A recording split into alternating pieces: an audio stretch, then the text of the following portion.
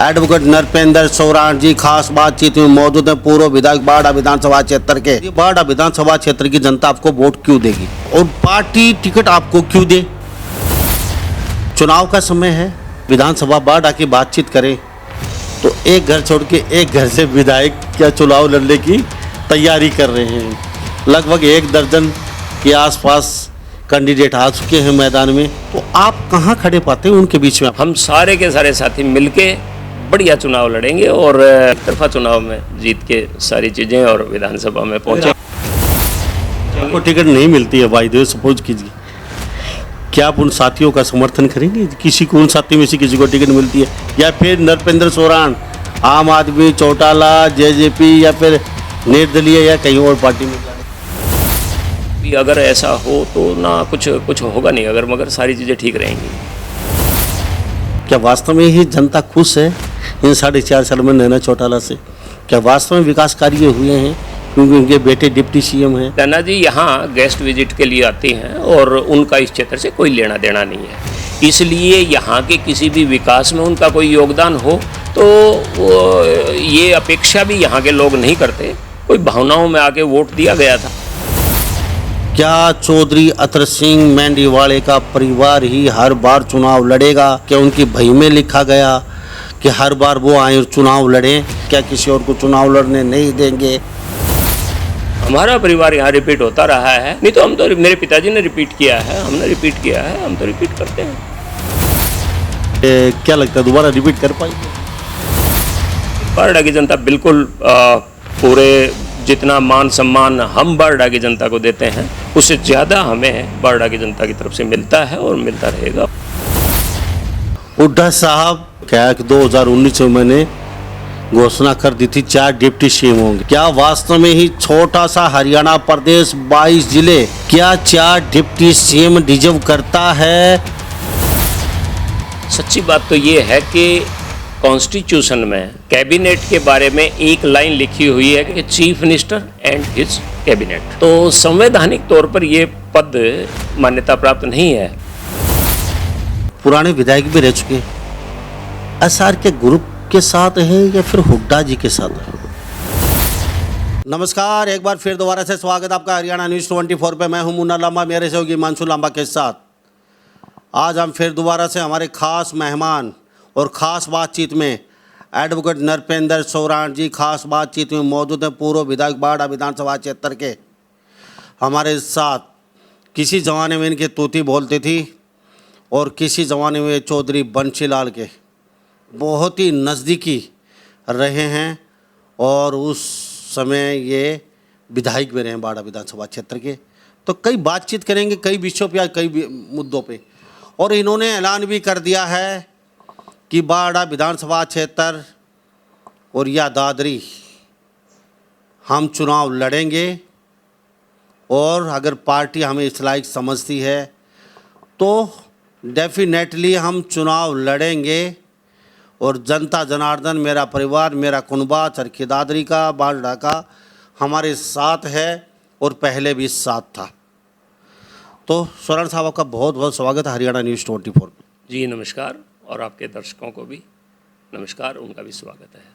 सौरान साहब, सबसे पहले ये जानेंगे, अभी लगातार बाड़ा विधानसभा क्षेत्र या दादरी में दौरे कर रहे हैं?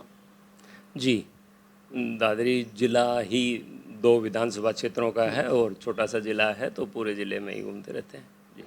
जी। तो कितनी, जैसे आप राउंड कर चुके हैं अब तक, जैसे बाड़ा विधानसभा क्षेत्र आपका खुद का पहले विधायक भी रह चुके हो वहाँ से आप, लेकिन उस समय का विधायक में और अब के विधायक बनने में बहुत एडी चौधरी का जोर कर लगाना पड़ेगा। उस समय थोड़ा सा इतना खून पसीना नहीं बहाना पड़ता था, अब कुछ ज़्यादा बहाना पड़ता है क्योंकि हर घर से कोई कोई कैंडिडेट उतरा हुआ आपकी बात ना, ऐसी कोई बात नहीं है, लेकिन ये है कि भाई जब राजनीति करनी है तो लोगों से मिलना जुलना, और वो तो एक बात है। बाकी कोई ज़्यादा जोर लगाना पड़े, कोई ऐसा पसीना बहाना पड़े, लोगों से मिलना हमारा शौक़ भी रहा है, हमारी आदत है और बचपन से और ख़ानदानी तौर पर मिलते रहे हैं, तो उनसे मिलने में कोई संकोच भी नहीं है, कोई पसीने वसीने आते भी नहीं है, मिलते रहते हैं बराबर। बाड़ा विधानसभा क्षेत्र को लेके आप जब विधायक थे और अब नैना चौटाला यहाँ से विधायक हैं, क्या कुछ स्थिति सुधरी है इन 4 साढ़े 4 साल में? कैसे, क्या लगता है आपको? क्योंकि आप खुद विधायक रह चुके, आपको पता है साम दाम दंड भेद का विधायक की कुर्सी कितनी कांटो भरी होती है। तो आपके मापदंड से आप होते तो कौन सा ब्रह्मास्त्र छोड़ते कि भाई हम यहाँ फटाफट काम करवा देते वाड़ा में? और ऐसा क्या लग रहा है अभी काम नहीं हुए वाड़ा विधानसभा क्षेत्र में, क्योंकि जनता देख रही है, और नहीं हुए तो क्यों नहीं हुए, क्या वजह हुई, और आपको वोट जनता क्यों दे, मतलब, और पार्टी टिकट आपको क्यों दे? कांग्रेस। सिर्फ 2 सवाल सबसे पहले ये, उसके बाद इस मुद्दे पर लौटेंगे। सबसे पहले मुझे बता दिए, बाड़ा विधानसभा क्षेत्र की जनता आपको वोट क्यों देगी? जहाँ से भी पार्टी चुनाव लड़ने के लिए कहेगी, और पार्टी का मतलब इंडियन नेशनल कांग्रेस पार्टी, वो जो भी चुनाव लड़ने के लिए मुझे कहेगी मैं वही चुनाव लड़ूंगा। जहाँ तक बात है कि वो मुझे क्यों दे, ये पैमाना तो पार्टी अपने ढंग से लोगों में सर्वे करवा के, या बहुत सारी बातें होती हैं आजकल तो साइंटिफिक मेथड भी आ गए, और जो भी पार्टी अपने पैमानों के हिसाब से हमें उस पर खरा उतरता हुआ देखेगी, निश्चित रूप से कैंडिडेट तभी बनाएगी।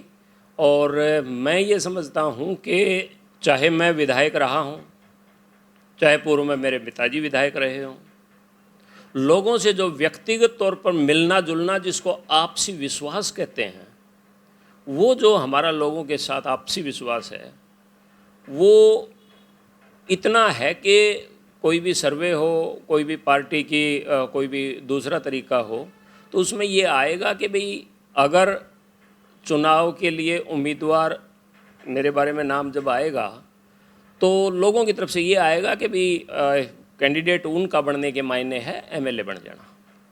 तो ये हमारा आपसी लोगों के बीच में जो लंबे समय से विश्वास चला आ रहा है, तो इस आधार पर मैं ये मानता हूँ कि कांग्रेस पार्टी जिसको कैंडिडेट की पूरे हरियाणा में ही 90 के 90 क्षेत्रों में तलाश होगी, तो यहाँ जहाँ भी वो जिस भी क्षेत्र से चुनाव लड़ाने के लिए किसी भी सर्वे में नाम रखेगी, तो उसमें अव्वल नाम रहेगा। और कांग्रेस पार्टी ये निश्चित हो जाएगी कि नरपेंद्र को टिकट देने के मायने इंडियन नेशनल कांग्रेस पार्टी का विधायक चुना जाना।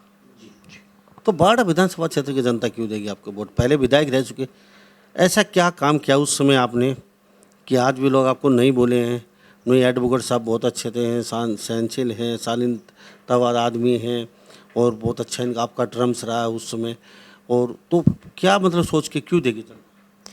देखो, बाड़ा विधानसभा क्षेत्र में जब मैं विधायक बना, उस वक़्त चौधरी बंसी लाल जी हरियाणा के मुख्यमंत्री थे, और इस क्षेत्र में सबसे बड़ी जो समस्या है, क्योंकि सारा कृषि प्रधान इलाका है, यहाँ कोई शहर भी नहीं लगता बाड़ा में, तो और इस क्षेत्र में उस वक़्त पानी की बहुत बड़ी समस्या थी। कादमा कांड हुआ था, और कादमा कांड बिजली के बिलों को लेके हुआ था। ये ठीक है कि ट्रांसफार्मर्स बदलने के बारे में महेंद्रगढ़ ज़िले में कुछ घटनाएं घटी, और उसके बाद उसकी कीमत चौधरी बंसीलाल को हमें सबको चुकानी पड़ी। लेकिन इस क्षेत्र के लोग आज भी, चाहे बीच में एक अविश्वास की बात उस वक्त आई थी जब सत्ता परिवर्तन हुआ, और चौधरी ओम प्रकाश चौटाला जी को इस मुद्दे के ऊपर उस वक्त लोगों ने वोट दिया कि भाई हम सत्ता में आएंगे तो सारी बिजली माफ़ होगी और ये होगा, और उसके बाद कंडेला कांड भी हुआ और भी हुआ, जो जिन कांडों ने मतलब कादमा कांड को और मडिहाली कांड को, उन सब कांडों को भुला दिया। तो दोबारा से लोग ये मानने लगे कि भी जिस प्लानिंग से चौधरी बंसीलाल के कार्यकाल में और उनके साथ रहते हुए, चाहे वो पार्टी का मैं युवा विंग का प्रदेश अध्यक्ष भी रहा और यहाँ का विधायक भी रहा, और यहाँ की प्लानिंग में जो मेरा योगदान रहा, वो पूरे क्षेत्र के लोग जानते हैं कि, और ये चौधरी बंसीलाल किसी से छुपा के भी नहीं रखते थे, सुरेंद्र सिंह भी किसी से छुपा के नहीं रखते थे। जब बात चौथे स्लैब की आई या कोई भी दूसरी और जो बातें आई उस वक़्त, तो नेगोशिएशन में उस टेबल के ऊपर जहाँ चौधरी बंसीलाल को बैठना होता था या वो बैठते थे, तो उसके साथ कम से कम इस क्षेत्र की मूल समस्याओं के लिए, जिसमें नाबार्ड से लेके और यहाँ की 15 छोटी बड़ी नहरें, माइनर्स बनाए गए, जिससे वाटर रिचार्जिंग की जो आज भी एक बात खड़ी हुई है, उस रिचार्जिंग में बड़ी हेल्प मिली, और इतने लंबे समय से ये सारा कुछ टिका हुआ है यहाँ का कृषि। तो इन सारी बातों को लेके लोगों का भी विश्वास है कि भी यदि सत्ताधारी पार्टी में नरपेंद्र सिंह बैठा हो तो कम से कम प्लानिंग की जो बात होती है उसके लिए अकेले अधिकारियों पर डिपेंड नहीं रहना पड़ेगा। ये चौधरी बंसीलाल के साथ रहते हुए उसमें साबित कर दिया था। हमारे साथ एडवोकेट नृपेंद्र सोरेन जी खास बातचीत में मौजूद, पूर्व विधायक बाड़ा विधानसभा क्षेत्र से रह चुके हैं, फिर दोबारी कहते कि पार्टी अगर हमें इस लायक समझती है तो हम चुनाव ज़रूर लड़ेंगे, क्योंकि जनता जनार्दन का साथ हमारे साथ है, पहले भी था आज भी है। एक अहम टॉपिक पे बात करता हूँ जी मैं आपसे, पुराने विधायक भी रह चुके, एसआर के ग्रुप के साथ हैं या फिर हुड्डा जी के साथ हैं? सच्ची बात तो ये है कि ये मीडिया क्रिएशन है और इस तरह के कोई भी ग्रुप यहाँ नहीं है। और मुझे लगता है कि आज जो ग्रुप या अनसर्टेनिटी या आपसी अविश्वास जो एनडीए के बीच में, जो हरियाणा में तो एनडीए ही है, सहयोगी दल और सत्ताधारी पार्टी, उसके बीच जो आपसी अविश्वास या एक दूसरे को मात देने की जो साजिशें, जो चालें चली जा रही हैं, चाहे हरियाणा की आड़ लेके राजस्थान में गेम खेला जा रहा है, हरियाणा में भी गेम ही चल रहा है, तो ऐसा कांग्रेस पार्टी में कहीं नहीं है। और मीडिया ने ये जो नाम आपने लिए हैं एसआर के फलां, और ये नहीं, सारे लोग मिलके काम करते हैं और नेतृत्व पर सबका विश्वास है और कहीं भी नेतृत्व की तरफ से भी इस तरह की कोई बात नहीं आई है कि जिसके बारे में ये सोचना पड़े कि भी कोई ग्रुप। एडवोकेट साहब, ये तो जग जाहिर है, मीडिया में रोज़ देखते हैं, शैलजा जी कुछ हुड्डा के खिलाफ गर्म तेवर दिखाती हैं, वो बयान देते हैं, तुरंत उनका बयान आता है, हमारी गाइडलाइन नहीं है, पार्टी का कोई प्लान नहीं है, ये अपने मन से निम्न बोखला गए हैं, बयान देते घूम रहे हैं। किरण चौधरी, सुरजेवाला, हर चीज़ को, हर उनकी रैलियों तक को नकार दिया गया है। जब भिवानी में हुड्डा साहब की रैली, तो उनको ये अपने आप कर रहे हैं कि पार्टी की गाइडलाइन नहीं है, और आप कहते हैं आलाकमान सारा एक है, तो ये तो सब जग जाहिर है, सब देख रहे हैं। एक बड़ा मुद्दा और है, इस पर भी मैं आपसे प्रतिक्रिया लूँगा, क्योंकि आप बहुत सीनियर लीडर हैं और सीनियर लीडर के नाते आपको सब भली बातें पता है, हर लीडर को अच्छी तरीके से जानते हैं। क्या हरियाणा प्रदेश में 4 डिप्टी सीएम बनाना संवैधानिक है? पेशे से एडवोकेट और विधायक भी रह चुके हैं आप हरियाणा प्रदेश में, और बहुत बड़े बड़े दिग्गज नेताओं के साथ रहे हैं। क्या वास्तव में ही छोटा सा हरियाणा प्रदेश 22 जिले 500 किलोमीटर में समटा हुआ, क्या 4 डिप्टी सीएम डिजर्व करता है? क्या होने चाहिए?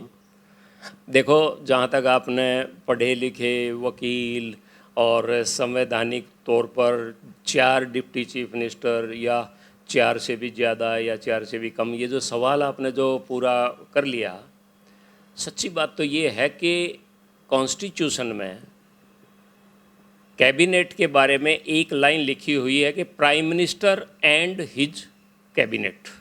इसी तरह से स्टेट के कॉलम में भी ये लिखा हुआ है कि chief minister and his cabinet.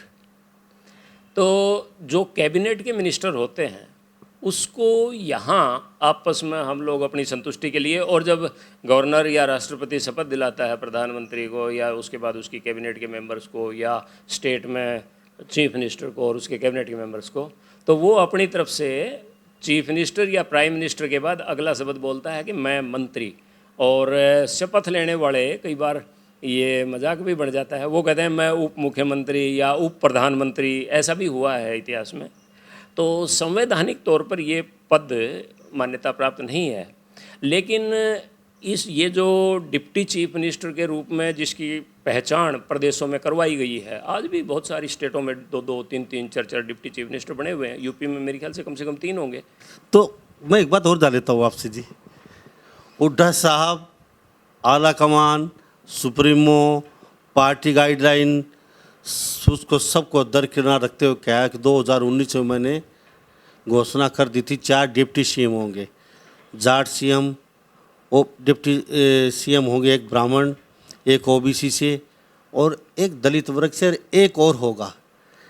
तो क्या वास्तव में ये आला कमान से ऊपर बगैर गाइडलाइन को हुड्डा साहब अपने आप को मुख्यमंत्री भी घोषित कर चुके हैं, सब कुछ कर ना? देखो, इसमें ये बहुत ही स्पष्ट है बात, और मुझे नहीं लगता कि भी आप पर्टिकुलर नाम लेके पूछते हैं कि भी फलां ने ये कह दिया। एक्चुअली हरियाणा में आज के दिन जो विधायक दल के नेता हैं वो चौधरी भूपेंद्र सिंह हुड्डा हैं और प्रदेश के अध्यक्ष चौधरी उदय भान जी हैं। और ये बात भी सभी लोग जानते हैं, जितना मैं जानता हूँ, कि प्रदेश का अध्यक्ष प्रतिपक्ष में रहते हुए या नेता प्रतिपक्ष विधायक दल के नेता, दोनों ही व्यक्ति अपनी पार्टी के नीतिगत विचार को जनता के बीच में लेके जाएं, ऐसा पार्टी अपेक्षा करती है और ऐसा लोग भी अपेक्षा करते हैं। मान लिया कि अगर कोई इन दोनों व्यक्तियों से जो जिम्मेवारी के पद पर हैं आज भी अपनी पार्टी में, इनके अतिरिक्त अगर कोई तीसरा आदमी ये बात करे तो आपके सवाल को मैं ये मान सकता हूँ कि वाजिब है कि भाई फलां ने ये बात कैसे कह दी कि भी हम ऐसा करेंगे। लेकिन नीतिगत बात प्रदेश में विपक्ष में रहते हुए अगर प्रदेश का अध्यक्ष और प्रदेश में नेता प्रतिपक्ष विधायक दल का नेता अगर कोई पार्टी की नीतिगत बात नहीं करेगा तो कौन करेगा? सर, मैं एक बात जानना चाहूँगा, बाड़ा विधानसभा क्षेत्र की जनता भली बात ही जानती है, हर घर तक आप जाते आते हैं। नैना चौटाला के विकास कार्य जो हुए हैं 4.5 साल में, जो भी चुनाव का समय है, लोकसभा के साथ विधानसभा चुनाव हो सकते हैं 24 में, बहुत नज़दीक है, और ताबा तोड़ आपके विधानसभा बाढ़ आके बातचीत करें तो एक घर छोड़ के एक घर से विधायक का चुनाव लड़ने की तैयारी कर रहे हैं। लगभग 1 दर्जन के आसपास कैंडिडेट आ चुके हैं मैदान में, कुछ ज़्यादा और भी हो सकते हैं आने वाले समय में। तो आप कहाँ खड़े पाते हैं उनके बीच में अपने आप को? पहले तो ये बता दें। पहली बात तो ये है कि आपने एक बहुत ही खुशी की अच्छी बात जो बताई, और क्योंकि आप आसपास बाड़ा क्षेत्र में और इस क्षेत्र में ज़्यादा सक्रिय रहते हैं, इसलिए यहाँ की आपको किसी भी दूसरे क्षेत्र से ज़्यादा नॉलेज हो सकती है। पर इसको एक तो इस रूप में लीजिए आप कि इतने सारे कैंडिडेट अगर यहाँ से उम्मीदवार बनने के लिए हैं नैना चौटाला के खिलाफ, जैसे आपने बातों में नैना चौटाला जी का भी नाम लिया और वो अभी यहाँ के विधायक हैं, यहाँ खुशी की बात ये है कि बहुत सारे लोग और कांग्रेस पार्टी से, मेरे ख्याल से मैं आपके ऐड कर दूं इस बात में कि जितने भी कैंडिडेट बहुत ज़्यादा अगर आपको सुनाई दिए होंगे तो Congress, Indian national Congress party के लिए उम्मीदवारी की दावा करते हुए मिले होंगे।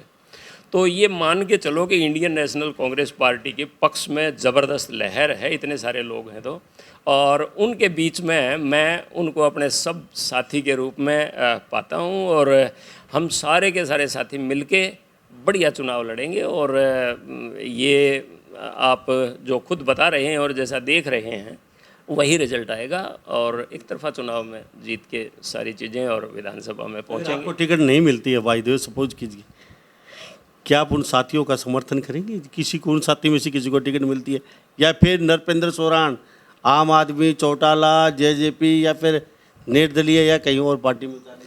देखो, ये हाइपोथेटिक क्वेश्चन है और अगर ऐसा हो तो मगर में क्या हो, तो मैं इस अगर मगर में तो नहीं पड़ता, लेकिन मैं ये विश्वास मान के चलता हूँ कि पार्टी निश्चित तौर पर और जो उसके पैरामीटर्स हैं किसी को भी उम्मीदवार बनाने के, उन पैरामीटर्स पर भी उम्मीदवार बनाती है और विनेबिलिटी एंड स्टेबिलिटी दोनों ही बातें किसी भी कैंडिडेट के लिए ज़रूरी होती हैं और वो मैं फुलफ़िल करता हूँ। और हाइपोथेटिक पर्सन के बारे में कि भी अगर ऐसा हो तो ना कुछ होगा नहीं, अगर मगर सारी चीज़ें ठीक रहेंगी निश्चित। 4.5 साल के नैना चौटाला के विकास कार्य के बारे में बातचीत नहीं की आपने अब तक। आपका विधानसभा क्षेत्र आता है, क्या वास्तव में ही जनता खुश है इन 4.5 साल में नैना चौटाला से? क्या वास्तव में विकास कार्य हुए हैं? क्योंकि उनके बेटे डिप्टी सीएम हैं तो विकास कार्यों की तो झड़ी लगनी चाहिए थी। तो आपको क्या लगता है कि इन 4.5 साल में किस तरीके से देखते हो कार्यकाल?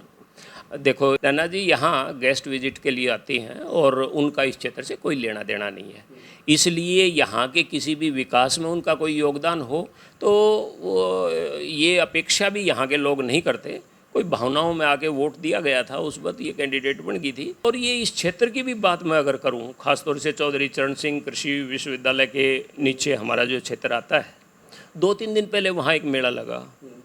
मैं कहता हूँ इससे बड़ा किसान के साथ क्या मजाक होगा कि किसान मेला जिसके लिए लोग बड़े जोश और बड़े उत्साह के साथ उस मेले में जाया करते थे, इस बार मैं कहता हूँ कृषि मेले में धारा 144 क्या रोल है यहाँ? मैं तो कहता हूँ कि ये पूरी सरकार की समझ कहाँ चली गई कि धारा 144 लगा दी किसान मेले में। किसान मेला किसानों का था, लेकिन वास्तव में धारा 144 थी सर। वहाँ पे साथ साथ अचीव जो यूनिवर्सिटी थी वो पूरी सिक्योरिटी की गारंटी खुद लेते थे वो। तो किसान बड़ा फ्रैंक होके आते थे, जाते थे, वहाँ से सामान खरीदते थे, नो टेंशन थी। अब की बार पुलिस इतनी बड़ी तादाद में थी कि किसानों को आने और जाने में पूरी कमान पुलिस ने संभाल रखी थी। इसके साथ साथ हमें ऐसा लगा वहाँ पे कि ये किसानों का मेला नहीं, ये बीजेपी के नेताओं का मेला लगा हमें वहाँ पे। राष्ट्रपति से लेके और वहाँ पे लगातार दो नेता रोज मंचों पे भाषण दिया और कहीं कि किसान पानी खाना हर चीज़ से कहीं कि दुखी होते नज़र आए। और इतनी टाइट पोजीशन पुलिस की, हर जगह चेकिंग, तो कहीं न कहीं अब की बार ऐसा लग रहा था। सर आपने बहुत बड़ा मुद्दा उठाया है। बीज लेना दूर की बात है, किसानों को पीने का पानी नहीं मिला, धक्के लगे। धारा 144 लगा तो रखी थी, उसके अलावा वहाँ पूरी तरह से सरकारी जलसे में पुलिस का जो रोल होता है, सिर्फ और सिर्फ वहाँ पुलिस का रोल था। कृषि साइंटिस्टों को इग्नोर कर दिया गया। जो कृषि साइंटिस्ट लोगों के बीच में बैठ के लोगों को कृषि के बारे में बहुत सारे तरह का ज्ञान देते थे, और सच्ची बात तो यह है कि इन सालों में लोग ज्ञान प्राप्त भी करने लगे थे, लाभ भी उठाते थे, उससे बिल्कुल दूर कर दिया गया। अभी जो आएगा वो 2024 है और इसको कोई 14 समझ के ना चले। मैं कहता हूँ कि लोग ये जो कृषि मेले में जो लोगों के साथ जो हुई है ना, उसका रिजल्ट आपको पोलिंग के ऊपर नजर आएगा। हमारे साथ खास बातचीत पर नृपेंद्र सोरान जी एडवोकेट साहब बने हुए, पूर्व विधायक बाड़ा विधानसभा क्षेत्र हरियाणा प्रदेश से। चुनाव का समय यानी कि जनता चुनाव में मोड में आ चुके और नेता भी चुनाव में मोड में आ चुके हैं। सर बस चलते चलते एक बात जानना चाहूँगा, आपके पिताजी चौधरी अतर सिंह मेंढीवाले, कई नेता खुले आपके समक्ष फाइट कर रहे हैं और हमारे इंटरव्यू में, बातचीत में और पहले भी सोशल मीडिया पे, क्या चौधरी अतर सिंह मेंढीवाले का परिवार ही हर बार चुनाव लड़ेगा? क्या उनको लिख दिया, क्या उनकी बही में लिखा गया कि हर बार वो आए और चुनाव लड़ें? क्या किसी का और का समय नहीं आएगा? क्या किसी और को चुनाव लड़ने नहीं देंगे? तो कई नेता आपके कहीं न कहीं खिलाफ खड़े हैं, तो उनके बारे में कैसे नैया पार लगेगी? कहाँ कैसे समझा पाओगे? कैसे अपने साथ करोगे उन लोगों को? लामा साहब देखिए, चौधरी अतर सिंह इस इलाके के लिए एक दिव्य ज्योति स्वरूप थे हैं। वो इसलिए कि इस बारडा विधानसभा के नाम से अगर पूरे हिंदुस्तान में सबसे पहले पहचान बनाने में अगर कामयाब हुए, पूरा ग्रामीण क्षेत्र था हरियाणा प्रदेश का, बल्कि मैं कहूँ कि उस वक्त के पंजाब का या उस वक्त के पेप्सू का बिल्कुल कोने का, लास्ट कोने का क्षेत्र था, बैकवर्डनेस थी। उसके बाद भी राजनीतिक पटल पर उस दिव्य पुरुष, उस दिव्य ज्योति की वजह से बारडा का नाम, आपने भी अभी अपनी तकरीर में, और आपने गलत नहीं कहा कि बारडा हॉट सीट बनी हुई है। पिछली बार आपने ये मेरे से पूछा था, इस बार आपने कहा कि बारडा में ही सबसे ज़्यादा कैंडिडेट क्यों हैं। तो ये सारी बातें, अगर बारडा के लोगों का इतना नाम, बारडा के लोगों की इतनी इज्जत, बारडा के लोगों में इतनी राजनीतिक जागरूकता, तो इसका कारण भौगोलिक नहीं, चौधरी अतर सिंह जैसे दिव्य पुरुष यहाँ इस इलाके में अपनी छाप जो छोड़ के गए, उनकी वजह से इस इलाके का नाम ऊंचा है। बारडा का नाम लेते ही साथ कहीं भी ट्रेन में बैठ के अगर आप जा रहे हो और बारडा की बात राजनीतिक तौर पर बात करते हैं, तो हरियाणा के किसी भी कोने का व्यक्ति या पंजाब के किसी भी कोने का व्यक्ति, साथ लगते राजस्थान के किसी भी कोने का व्यक्ति ये कह देगा कि भाई राजनीतिक रूप से बहुत जागरूक इलाके का आपने नाम लिया है। तो और ये पहचान बनाने में चौधरी अतर सिंह का रोल रहा है। कोई इंडिविजुअल कोई ये कुछ कह दे तो मैं उन बातों में नहीं जाना चाहता, कह दी होगी किसी। जी एडवोकेट साहब, चलते चलते एक बात और जानना चाहूँगा, बारडा विधानसभा क्षेत्र की जनता एक बार जिसको बना देती है, दोबारा उसको मौका नहीं देती, तो क्या लगता है बारडा विधानसभा क्षेत्र की वास्तव में ऐसी है? एक बार किसी को चुन लिया, दोबारा उनको मौका देते नहीं है, चुनते नहीं है, क्या कहेंगे?